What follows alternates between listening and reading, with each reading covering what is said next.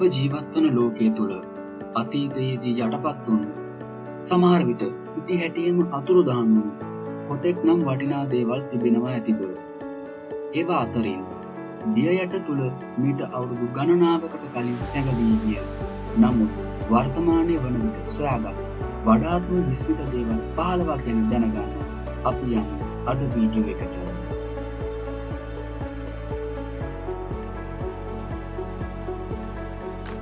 අංක 15 බුගාටි 22 වර්ගයේ බ්‍රෙසියාරපය 1967 දී කිමිදුම්කරු හූගෝ පිලෝන් ස්විට්සර්ලන්තයේ සහ ඉතාලිය අතර මායිමේ මැගියෝර් විලෙහි යඟුලේ පිහිනමින් සිටියදී ලොව දුර්ලභ වාහන වලින් එකක් වන 1925 දී නිෂ්පාදනය කරන ලද බුගාටි 22 වර්ගයේ මෙම බ්‍රෙසියා නම් රථය සොයාගත්තේය. නමුත් මලකඩ කෑ සුන්බුන් නැවත ලබා ගැනීමට 2009 වනතෙක් නොහැකි විය. ඒ ගොඩගත් පසු අබලන් තත්ත්වයේදී පවා එකල සිදු කළ වෙන්දේසියකදී ඒ ඩොලර් ලක්ෂ 4කට ආසන්න මිලකට අලෙවි වූ අතර ගැනුම්කරු පැවසුවේ ඒ යථා තත්ත්වයට පත් කිරීමට තමාට කිසිදු අදහසක් නොමැති බවයි.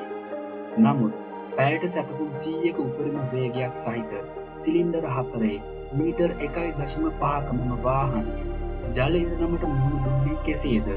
පුරාවෘත්තයට අනුව ඒ මුලින් අයිති වූයේ සූදුවට ඇලුම් කළ ග්‍රෑන්ඩ් ප්‍රී ක්‍රියදුරු රේනේ ඩ්‍රේෆස්ටය 1934 දී ස්විට්සර්ලන්ත ක්‍රීඩක ඇඩල්බර්ට් බෝට් සමග ක්‍රීඩාවකදී ඔහුට මෝටර් රථය අහිමි වූ අතර ඔහු පසුදා ඒ ස්විට්සර්ලන්තයට ගෙන යාමට උත්සාහ කළේය. කෙසේ වෙතත් දේශසීමා ආරක්ෂකයින් වාහනයේ ආනයනබද්ධ ගෙවන ලෙස ඉල්ලා සිටි නිසා ඔහුට ගැටලුවකට මුහුණ දීම සිදු විය. නමුත් එය ඔහුට කළ නොහැකි විය. ගාස්තු අඩු කර ගැනීමට ක්‍රමයක් සොයා ගැනීම වෙනුවට ඔහු ඒ දේශසීමා නිලධාරීන්ගේ අතේ තබා ඔවුන්ට අවශ්‍ය දේ කරන ලෙස පැවසීය. දෘශ්‍යමාන ලෙස අල්ලස් ලබා නොගන්නා ඒ අයට එක් තේරීමක් ඉතිරි වූ අතර ඔවුන් මෝටර් රථය විලට පෙරලා දැමුවේය. එතැන් සිට එය වසර 73ක් මෙලෙස මැගියෝර් විලෙහි ගැඹුරේ සැඟවී තිබුණි. වර්තමානයේ වන විට බුගාටි සඳහා වාහන වෙළඳපොලේ සුවිශේෂී ඉල්ලුමක් ඇති අතර මෙම විශේෂිත 22 යන වර්ගයේ බ්‍රෙසියා රථය කැලිෆෝනියාවේ මූලන් ඔටෝමෝටිව් කෞතුකාගාරයේ එහි මලකඩ කෑත්තේ දෙසින් වූ අදටත් දැක බලා ගැනීමට හැකිය. අංක 14 ඇපලෝ 11 එන්ජින් මෑතක් වන තුරුම ස්පේක්ස් එක්ස්හි නැවත භාවිතා කළ හැකි රොකට් තාක්ෂණය සමග අභ්‍යවකාශ මෙහෙයුම් සඳහා කක්ෂයට යන ගමනේදී ඉවත දැමූ සංරචක සෑම විටම සම්බන්ධ වී ඇති අතර මෙම විශාල වස්තුව ජනාකීර්ණ ප්‍රදේශවලට බලපෑම් කිරීමේ අවදානම වළක්වා ගැනීම සඳහා සාගරයේ දුරස්ථ ප්‍රදේශවලට වැටෙන බව සහතික කිරීමට පුළුල් ආරක්ෂාවන් ගනු ලැබිණි. මෙයින් අදහස් කරන්නේ මානව වර්ගයාගේ වැදගත්ම ගවේෂණ මෙහෙයුම් සඳහා භාවිතා කරන ලද එන්ජින් සහ ඉන්ධන ටැංකිවල නටඹුන් කොතැනක හෝ ඇති බවයි. 2012 දී ජෙෆ් බේසෝස් නිවේදනය කළේ ඔහු අරමුදල් සපයන කණ්ඩායමක් විසින් වටිනා ඉතිහාස කොටසක් වන ඇපලෝ මෙහෙයුම් වලින් එකක භාවිතා කරන ලද F1 රොකට් එන්ජින් සාර්ථකව සොයාගත් බවයි. ඒවා කේප් කැනවරල් සිට සැතපුම් 400ක් පමණ නැගෙනහිරින් සාගරයේ අඩි 14000 ගැඹුරක පිහිටා තිබී සොයා ගැනුණි. රොකට්ටුව දියත් කරන ලද ස්ථානයද ඒ වන අතර ඒ වන විට ඒවා භාවිතා කර ඇත්තේ කුමන නිශ්චිත මෙහෙයුමකටද නැතහොත් ඒවා ලබා ගැනීමට ප්‍රමාණවත් තරම් හොඳ තත්ත්වයකද යන්න පැහැදිලි නැත. කෙසේ වෙතත් 2013 වන විට එකක් සාර්ථකව ලබාගත් බව නිවේදනය කරන ලද අතර ඒ සියල්ලටම වඩා වැදගත් එකක් විය.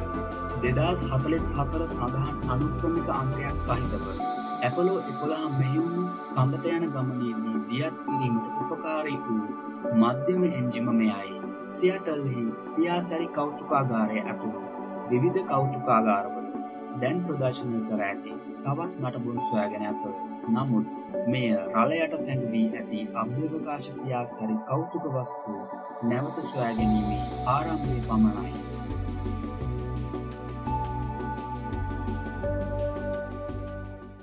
අංක 13 SS ප්‍රෙසිඩන්ට් කූලේජ් නෞකාව 1931දී දියත් කරන ලද මෙම නෞකාව මගී නෞකාවක් වූ අතර එකල ඒ එක්සත් ජනපදයේ ඉදිකරන ලද විශාලතම නෞකාවද විය.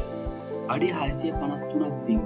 එහි තට්ටුනවේ හරහා මගින් 1200කට වඩා ධාරිතාවක් තිබූ අතර ඒ සුඛෝපභෝගී උච්චතම අවස්ථාව ලෙසද සැලකේ. ඒ ලෝක පුරා විවිධ මුහුදු මාර්ග ඔස්සේ යාත්‍රා කරන වසර කිහිපයකට පසු දෙවන ලෝක යුද්ධ සමයේ එනම් 1941දී නාවික හමුදා විසින් හොංකොං වැනි ප්‍රදේශවලින් ඇමරිකානු පුරවැසියන් ඉවත් කිරීමට යුද කටයුතු සඳහා මෙම නෞකාව මුලින්ම භාවිතා කරන ලදී.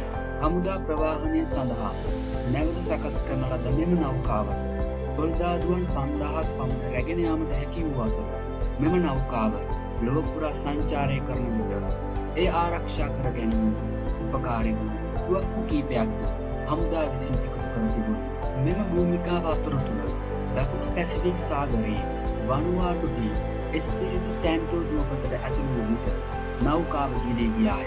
එය මිත්‍රශීලී වරායක් වුවද නෞකාවට භූභූංග ස්ථානගත කර ඇති ස්ථානය පිළිබඳ විස්තර ලබා දෙන්නට වූ අතර ජපන් සබ්මැරීන් එක ප්‍රහාරයට බියෙන් ගැඹුරුම සහ වඩාත්ම පැහැදිලි ප්‍රවේශය ගත්තේය. පුදුමයට කරුණක් නම් එන්ජින් කාමරයේ ගැටීමෙන් පසු ජීවිත හානි 2ක් පමණක් සිදු වූ අතර එහි සිටි අය ආරක්ෂිතව දිවෙනට ළඟා වී තිබුණි. පසුව නෞකාව බෑවුමකින් පහළට ලිස්සා අඩි 69 240 අතර ගැඹුරකට ගිලී ගියේය. මෙම අස්ථිර කෝණික ස්ථානයට ළඟා වීමට පෙර සමහර උපකරණ සාර්ථකව ගලවාගත් අතර 1983 සිට වස්තුන් තවදුරටත් ඉවත් කිරීම තහනම් කර ඇත.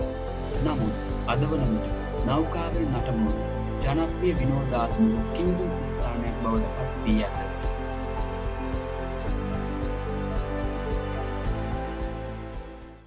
අංක 12 ඔස්බෝන් ගල් පරය. ඔබ ෆ්ලොරිඩාවේ ෆෝර්ට් ලෝඩර්ඩේල් වෙරළට සැතපුම් 1.5ක් පමණ කිමිදීමට ගියහොත් ඔබට රබර් ටයර් කන්දක් දැකිය හැකි වේ.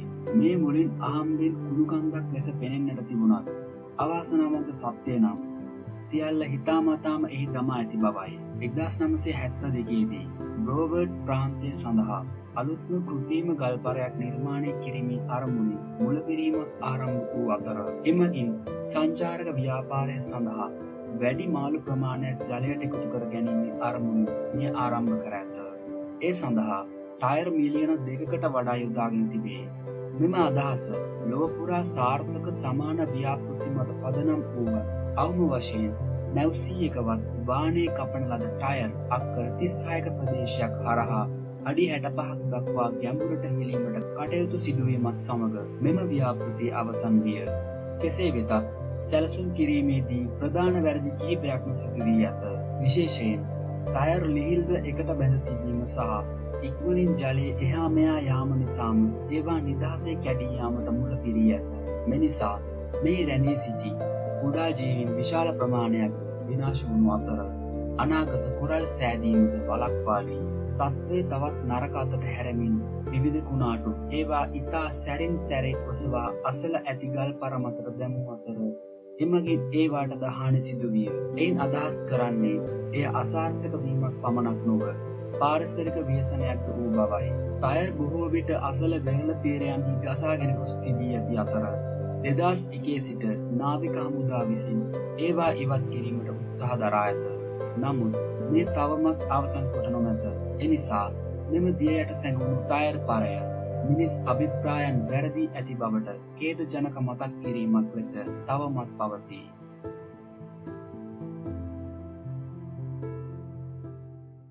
අංක 11 හෙරක්ලියන් නගරය. ටෝනීස් ලෙසද හැඳින්වන පුරාණ ඊජිප්තු නගරයක් වන හෙරක්ලියන් කලක් රටේ වැදගත්ම වෙළඳ සබඳතාවයක් විය. ක්‍රිස්තු පූර්ව 12 වන සියවස් තරම් ඈත කාලයේ ආරම්භ කරන ලද සැලකෙන එය නයිල් ගම් මෝය අසල පිහිටා තිබුණි. එකල ඒ කොතරම් ප්‍රසිද්ධ ග්‍රීක පුරාවෘත්තවලට අනුව ට්‍රෝජන් යුද්ධය ආරම්භ වීමට පෙර පැරිස් සහ ට්‍රෝයිහි එලන් විසින් සංචාරය කරන ලද අවසාන ස්ථානවලින් එකක්ද විය. හෙරක්ලියන් වසර දහසකට ආසන්න කාලයකට අදාළව පැවතුනද ක්‍රිස්තු පූර්ව දෙවන සියවස වන විට ඇලෙක්සැන්ඩ්‍රියාව වඩාත් වැදගත් වරායක් බවට පත් තිබුණි. භූමිකම්පා සහ සුනාමි මාලාවකින් පසු හෙරක්ලියන් නගරයට පහළින් පිහිටි ද්‍රව වී නගරයේ ඉදිරි දශක කිහිපය තුළ ජලයට ගිලී ගිය බැවින් මේ ඊජිප්තු ආර්ථිකයට අවාසනාවක් බවට පොවිය. පුරාවෘත්තයේ ස්ථානයක් ඇයි දිගු කලක් තිස්සේ සිටුවීමකට සොයා ගන්නා ලද්දේ බ්‍රිතාන්‍ය ගුවන් හමුදා නියමයක වූ අබුකීර් නම් තැනැත්තාය. ඔහු මේ හරහා පියාසර කරන විට අසාමාන්‍ය දෙයක් දුටු බව ඔහු හෙළි කිරීමත් සමග 1999 දී පළමු පුරාවිද්‍යාත්මක ගවේෂණය මෙම ස්ථානයේදී ආරම්භ කළේය.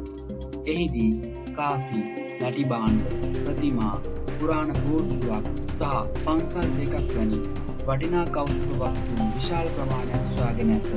තවමත් මෙම අඩවියේ කොටසක් පමණක් සම්පූර්ණයෙන්ම ගවේෂණය කර ඇති අතර පරීක්ෂකයන්ට නැවත පැමිණිය හැකි වූ විට එකල ජීවිතයේ කිපදු යන පිළිබඳව තවත් බොහෝ දේ ඉගෙන ගැනීමටත් ඊජිප්තු සමාජය පිළිබඳව නව රහස් එළි කිරීමටත් හැකි වනු ඇතැයි බොහෝ දෙනා අපේක්ෂා කරයි. අංක 10 වනුවාඩු තැපැල් කාර්යාලය.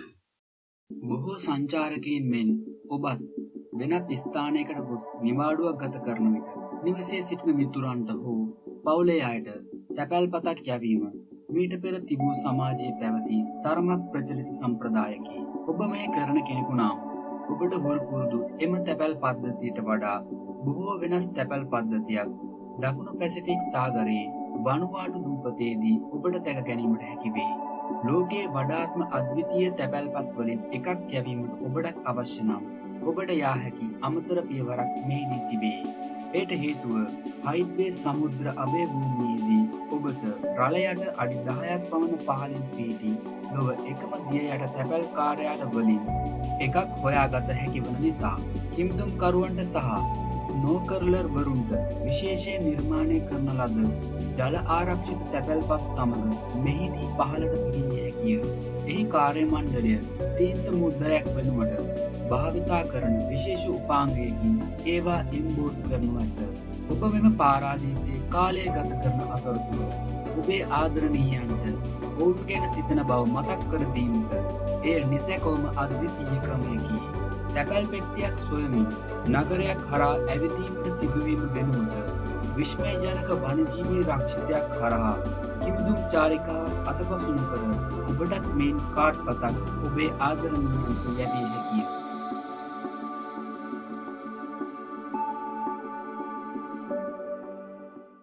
අංක 9 රතු මුහුදේ වාෂ්ප එන්ජිම.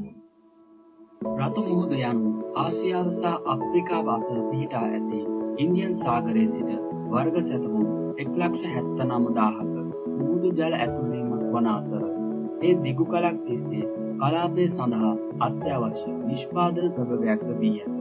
ඒ වෙරළ තීරයේ ගණන් කළ නොහැකි නිවාඩු නිකේතන සහිත ජනප්‍රිය සංචාරක ගමනාන්තයක්ද වන අතර ඒ පැහැදිලි ජලය සහ පරිපූර්ණ කිමිදුම් තත්ත්වයන් සඳහා ප්‍රසිද්ධය.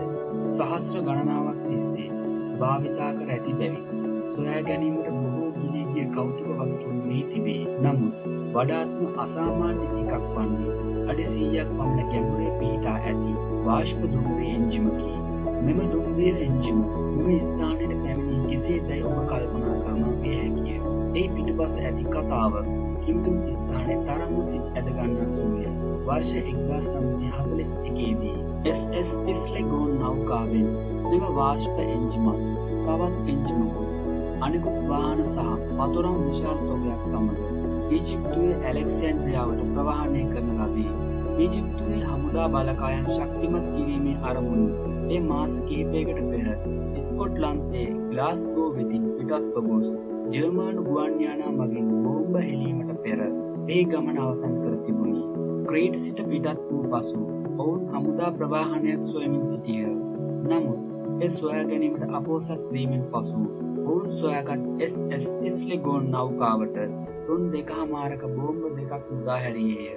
නැව වහාම පාහේ ගිලී ගිය අතර එහි බොහෝ භාණ්ඩ හිම රැඳී තිබියදී දුම්රිය එන්ජින් දෙක එහි තට්ටුවේ සුරක්ෂිත කර තිබූ අතර ඒ ගිලමින් සිටියේදී ඒවා කැඩී ගොස් එහි දෙපැත්තට මුහුදු බතුලේ ගොඩ බැස්සේය. 1950 දී පමණ ජැක් රූස්ලෝ නම් ගවේෂකයා විසින් මේ සුන්බුන් සොයා ගන්නා ලදී. එතැන් සිට ඒ මුළු ලෝකයේම හොඳම කිමිදුම් ස්ථාන 10න් එකක් බවට ලෝක පුරා ප්‍රසිද්ධියට පත් වුණි.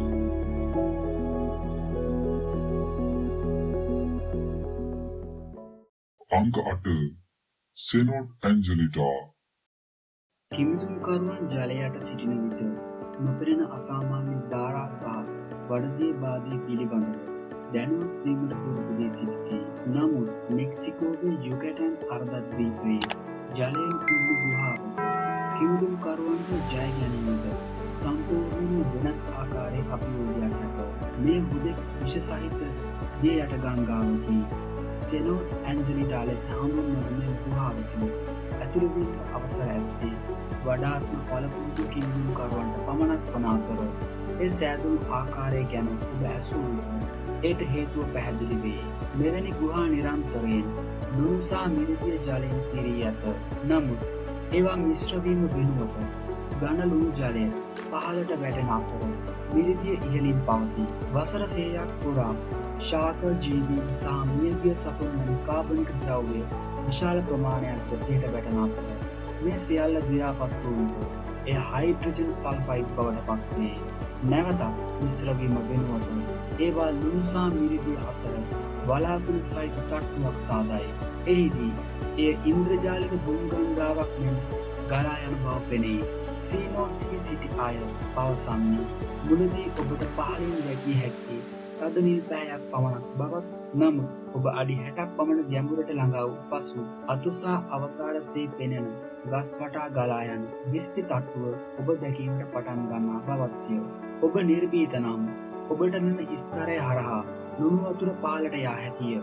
නමුත් ඔබ තෙත් ඇඳුමක් පැළඳීම මෙහිදී ඉතා වැදගත් වේ. මන්ද එය ඔබේ සමසමග ස්පර්ශ වූහොත් ඔබ ක්ෂණිකව පිළිස්සෙනු ඇත. පෘථිවියේ වඩාත්ම විකාර සහ ප්‍රීතිමත් කිමිදුම් අත්දැකීමක් ලෙස සැලකෙන මෙය වෙනත් කිසිම තැනක ඊට සමාන දෙයක් වනු නැත. අංක 7 ඇන්ටිකිතරා යාන්ත්‍රණය.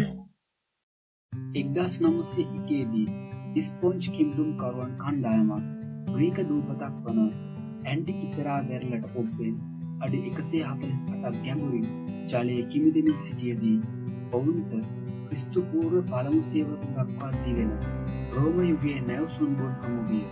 ඒ බොහෝ කල පැරණි වුවත් ඒ කැපී පෙනෙන ලෙස පිරිසිදු තත්ත්වයේ පැවති අතර ඊළඟ වසරේ හෙලනික් රාජකීය නාවික හමුදාව විසින් කරන ලද ගවේෂණයකින් ලෝකඩ සහ ගිරිගරුණ ප්‍රතිමා, මැටි භාණ්ඩ, ආභරණ සහ කාසි වැනි සිත් ඇදගන්නා සුළු කෞතුක වස්තුන් ගණනාවක් සොයා ගන්නා ලදී. කෙසේ වෙතත් සුන්බුන් වඩාත් ප්‍රසිද්ධ වී ඇත්තේ ඒවා අතරින් හමු වූ අද්භූත යාන්ත්‍රණයක් නිසාය. ඒ ලොව පැරණිතම ඇනලොග් පරිගණකය යයි විශ්වාස කෙරේ. ජලය යට බොහෝ කාලයක් ගත කර ඇති බැවින් ඒ කුමක් සඳහාද යන්න හෝ ඒ සෑදී ඇත්තේ කුමන ද්‍රව්‍යයකින්ද යන්න හරියටම දැන ගැනීමට අපහසු වූ නමුත් ඒ ලෝකඩ මිශ්‍ර ලෝහයකින් ඉදිකර ඇති බවත් ආකාශ වස්තුන්ගේ චලනය ප්‍රස්ථාරගත කිරීම භාවිතා කර ඇති බවත් සාමාන්‍යයෙන් පිළිගැනේ. තවත් අදහස් අතර මේ පරිශීලකයාට වසරේ නිශ්චිත වේලාව දැන ගැනීමට සාධන ලක්වත් නැත්නම් සමහර සෙල්ලිපි මත පදනම්ව ඔලිම්පික් ක්‍රීඩා සහ අනිකුත් නිතිපතා වැදගත් සිදුවීම් පැවැත්වෙන්නේ කවදාදැයි සොයා බැලීමට ඉඩ සලසන නිවැරදි දින දර්ශනයක් විය හැකිව ඒ ඇදහි නොහැකි තරම් සංකීර්ණ යාන්ත්‍රණයක් වන අතර පුදුමයට කරුණක් නම් එම කාලයේ ශිෂ්ටාචාරවලට වඩා මෙම යාන්ත්‍රණය බොහෝ දියුණුවයි සමහරු විශ්වාස කිරීමයි. තවද වඩාත් ප්‍රාථමික අනුවාදයන් නොමැතිව ඒ ගොඩනැගීමට හැකිවීම ඉතා අපහසුයි. අවසානයේ ලොවටම මීට පෙර එවැනි වෙනත් කිසිවක් දැක නොමැති පිළිබඳව අදටත් ගැටලුවක් මතු කර දී ඇත.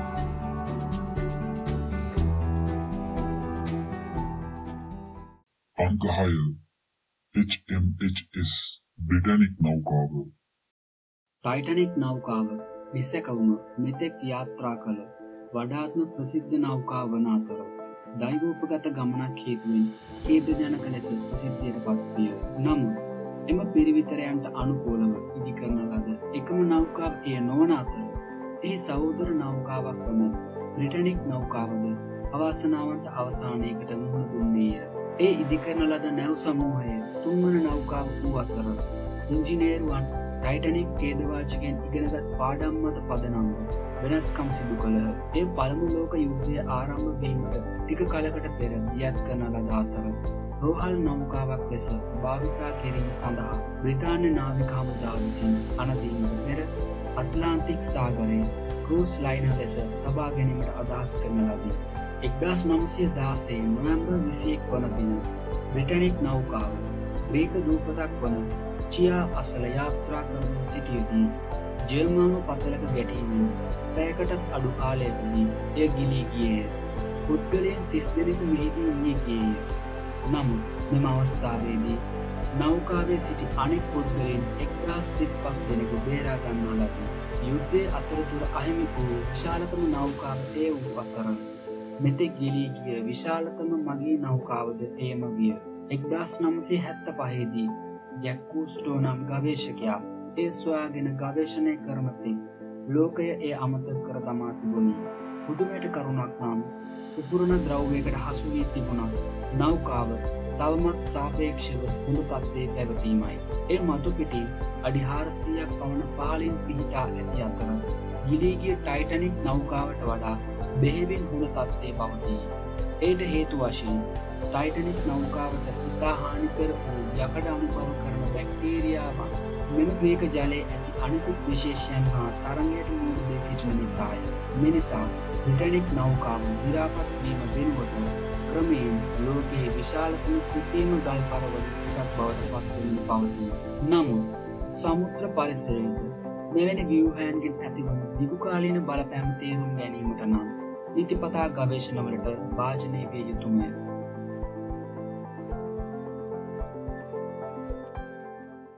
අංක 5 SF හයිඩ්‍රෝ නෞකාව න්‍යෂ්ටික අවිස්වා ගැනීම දෙවන ලෝක යුද්ධයේ ගමන් මඟ වෙනස් කළ නමුත් මාරාන්තික උපාංග මුලින්ම සංවර්ධනය කළේ අනෙක් පැත්තෙන්ය. නාසීන් තමන්ගේ න්‍යෂ්ටික උපකරණයක් නිර්මාණය කිරීමට සැලසුම් සහගතව ගමන් කරමින් සිටියේ නෝර්වේජියානු ප්‍රතිරෝධයේ ක්‍රියා නිසා පමණි. මෙම කාලයේදී නාසි හමුදා රට අත්පත් කරගෙන සිටි අතර ඔවුන් ටෙලිමාකී ජුරිකන් දිය ඇල්ලේ ජලමිදුලි බලාගාරය කෙරෙහි විශේෂ උනන්දුවක් දැක්වූහ. සමහර න්‍යෂ්ටික ප්‍රතික්‍රියාකාරක සඳහා අත්‍යවශ්‍ය සම්පතක් වන මහා පරිමාණයෙන් බැර ජලය නිපදවන ලෝක ප්‍රථම ස්ථානයේ ඒ වූ අතර ආයුධ සඳහා න්‍යෂ්ටික සමස්ථානික නිපදවන ක්‍රමද ඒ හා විය. යුද්ධයේ ඉදිරියටම යත්ම ප්‍රතිරෝධක සටන්කරුවන් බලාගාර මෙහෙයුම් වලට බාධා කළ අතර නාසීන් ඔවුන් නිෂ්පාදනය කළ සියලුම බැර ජලය රැගෙන ජර්මනියට ආපසු ලබා දෙන්න තීරණය කළහ. ඔවුන් එය SF හයිඩ්‍රෝ නෞකාවට පටවා ගනු ලැබීය. පසුව ඒ යාත්‍රා කරන අතරතුරම ඔවුන් විසින් හොර රහසේ ගෙනයන ලද උපුරණ ද්‍රව්‍යයකින් උපුරා නැවගිලී ගියේය. දශක ගණනාවක් තිස්සේ ජර්මානුවන් පරීක්ෂණ සඳහා බැර ජලය ලබා ගැනීමට කොතරම් සමීප වී ඇද්ද යන්න පැහැදිලි නැත. නමුත් 1990 දශකයේ මුල් භාගයේදී කිසිදු සැකයක් නම් නොතිබිණි. පසු කලෙක මේ සුන්බුන් සොයා ගන්නා ලද අතර ඒ තුළ ද්‍රව්‍යයේ රාත්තල් 1300ක් අඩංගු කැනිස්ටර් දෙකක් තිබී හමු විය. ඒ බෝම්බයක් සංවර්ධනය කිරීම දිගටම කරගෙන යාමට ඔවුන්ට ප්‍රමාණවත් ඉඩකඩක් බොහෝ සෙයින් ලබා දී ඇති බවද නොරහසක්ය.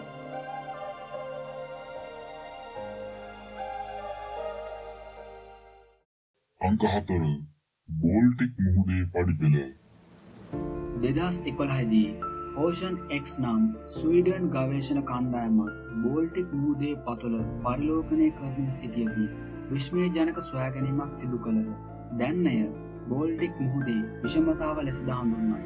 ඒ වටා බෑවුම් සහ පඩිපෙළක් ඇති බව පෙනෙන අඩි 200ක් පළල රවුම් වස්තුවක් මෙම රූපරාම තුළින් දිස්වේ. මේවා ලෝපුරා ප්‍රකාශයට පත් කිරීමෙන් පසුව මිලේනියම් ෆැල්කන් සමග එහි ඇති සමානකම් මිනිසුන්ට අවබෝධ වීමට වැඩි කාලයක් ගත නොවීය.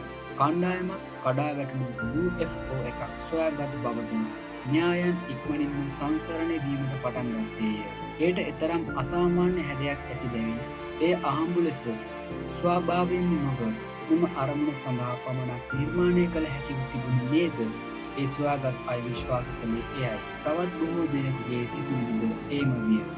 නමුත් මේ සැබවින්ම ස්වාභාවිකව සිදුවන සංසිද්ධියක් බව සාමාන්‍ය විද්‍යාත්මක එකඟතාවයයි. ඉතිහාසයේ පුරාම මෙම කලාපය විශාල වශයෙන් ග්ලැසියර් කාබනයට හා එම ක්‍රියාකාරකම් වලට භාජනය වී ඇති අතර මේ වෙනත් තැනකින් ප්‍රවාහනය කර අයිස් මගින් සුමට කරන ලද විශාල පාෂාණ කැබැල්ලක් විය හැකියි. පඩිපෙළ සම්බන්ධයෙන් ගත් කල මේවායේ දුර්වල විභේදනය නිසා පඩිපෙළක් මෙන් පෙනෙන පාෂාණ සැකැස්මක් ලෙසද සැලකේ.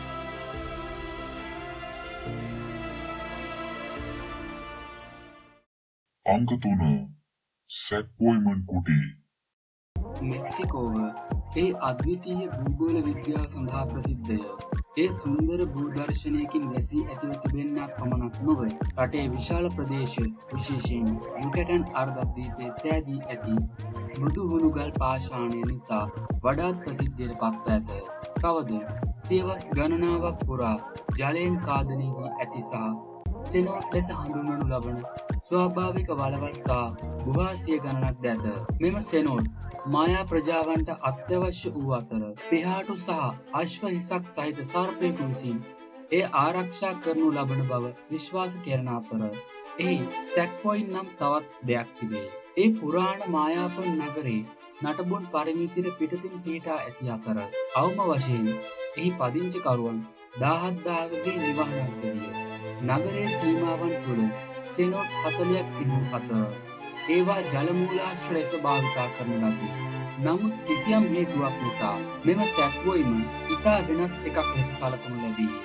අද දක්වාම ප්‍රදේශවාසීන් එම ස්ථානයට ඕනෑවට වඩා සමීප වීමට අකමැති වන අතර එහි ගස්වල දඟලන සර්පයෙකු වැනි මුර්ගයෙකු පිළිබඳ කතා සහ ඒ අසලට යන ඕනෑම අයෙකු අල්ලා ගැනීම ගැන විවිධ කතාවන්ද පවසති. පරීක්ෂකයන් ජලයට කිමිදීමට අවස්ථාව ලබා ගන්නා තෙක් ඒ කාලය පිළිබඳ ප්‍රශ්නයක් පමණක් වූ අතර 2014දී ඔවුන් සොයාගත් දේ ලොවට හෙළි කළේය.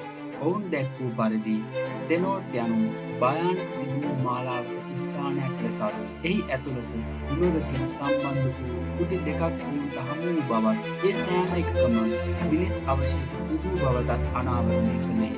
ඒවායින් එකක ඉස්කබල් 10ක් සහ අනෙකෙහි ඉස්කබල් 5ක් තිබී ඇත. නමුත් මේවා සාමාන්‍ය ඉස්කබල් නොවේ. ඒවා දිගටි විය. මේ උපතින් පසු ලදරුවන්ගේ හිස් සමතලා වූ ක්‍රියාවලියක ප්‍රතිඵලයක් විය හැකිය.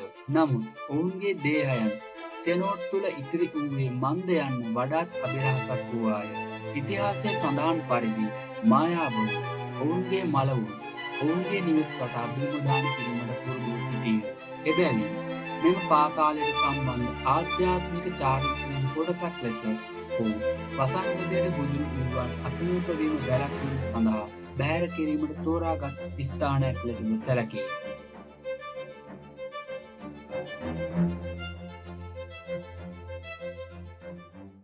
අංක 2 මැංගනීස් ගැටිති. ලොව පුරා විසිරී ඇති සාගර පතුලෙන් ඉතා සුළු ප්‍රමාණයක් පමණක් සම්පූර්ණයෙන්ම ගවේෂණය කර ඇති අතර බොහෝ විට නව විශේෂ සහ පුදුම සහගත වස්තුන් එහිදී හමු වේ. විශේෂයෙන් පැසිෆික් සාගරයේ බහුලව එවැනි බොහෝ දේවල් දක්නට ලැබේ. ඒවා අතර මෙම මැංගනීස් ගැටිති ඉතා වටිනා සම්පතක් ලෙස හඳුනාගෙන ඇත. මේවා සොයා ගැනීමත් සමග ගෝලීය වශයෙන් වටිනා සම්පත් රැස් කිරීමේ නව තරඟයකට මඟ පෑදිය හැකිය. මැංගනීස් ගැටිති ලෙස හැඳින්වෙන ඒවා කුඩා බෝල වන අතර අන්වීක්ෂයකින් පමණක් පෙනෙන ඒවා වල සිට අඟල් 8ක් පළල් ඒවා දක්වා ප්‍රමාණයෙන් වෙනස් විය හැකිය. ඒවා පාෂාණ වට සෑදී ඇති අතර යකඩ සහ මැංගනීස් හයිඩ්‍රොක්සයිඩ් වල සාන්ද්‍රක ස්තර දක්නට ලැබේ. තවද මේවා බොහෝ විට අවසාදිතයේ අර්ධ වශයෙන් බලනු ලැබේ. මෙම ගැටතිවල වර්ධනය ඇදහි නොහැකි තරම් මන්දගාමී ක්‍රියාවලියක් වන අතර වසර මිලියන ගණනක් මේ සඳහා ගත වේ. නමුත් ඒවායේ ව්‍යාප්තිය විස්මයජනකයි. ඒවා මුහුදු පතුලේ 70%කට වඩා වැඩි ප්‍රමාණයක් පවතින බව සැලකේ. ඇස්තමේන්තු වලට අනුව සාගරවල ගැටති ටොන් බිලියන 5ක් පමණ තිබිය හැකි අතර ඒ අතිශයින්ම වටිනා සම්පතක්ද වනු ඇත. මෙවැනි සොයා ගැනීම් වලින් අදහස් වන්නේ ලොව පුරා ඇති සාගර අනාගතයේ පතල් කැණීම සඳහා මායිම විය හැකි බවයි. තාක්ෂණය දියුණු කළ හැකි තාක්කල් පිරිවැය ඵලදායී ආකාරයකින් මෙම ගැටති ලබා ගැනීමට ඒවා සොයා ගන්නා රටවල් වලට හැකියාව ලැබෙනු ඇත.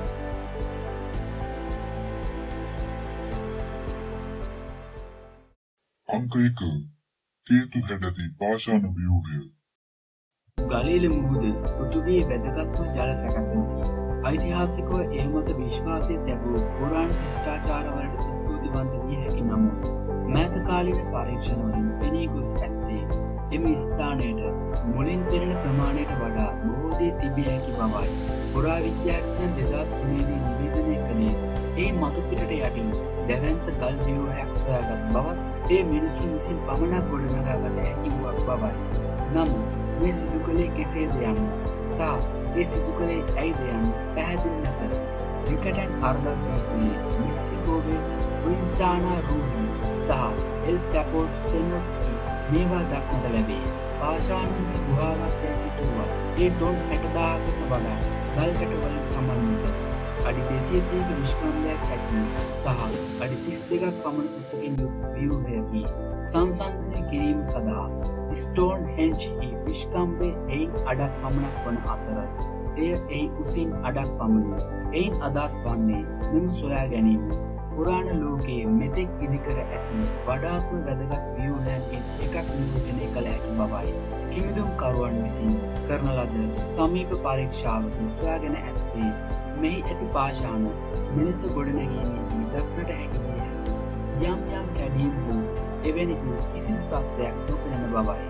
නමුත් නිසැකවම මේ කිසියම් අරමුණක් ඇතිව තබා ඇති බවත් සහ මෙම ව්‍යුහය වීරබිමක ඉදිකර ඇති බවත්ය.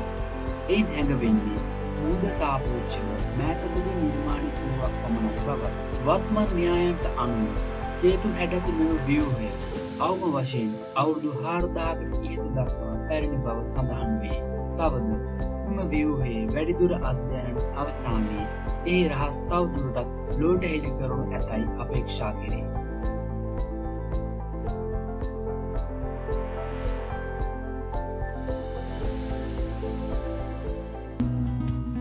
මෙවැනි වූ තවත් ගවේෂණාත්මක වීඩියෝස් නැරඹීම සඳහා ලෝකයේ තොරතුරු YouTube නාලිකාව දැන්ම සබ්ස්ක්‍රයිබ් කරන්න.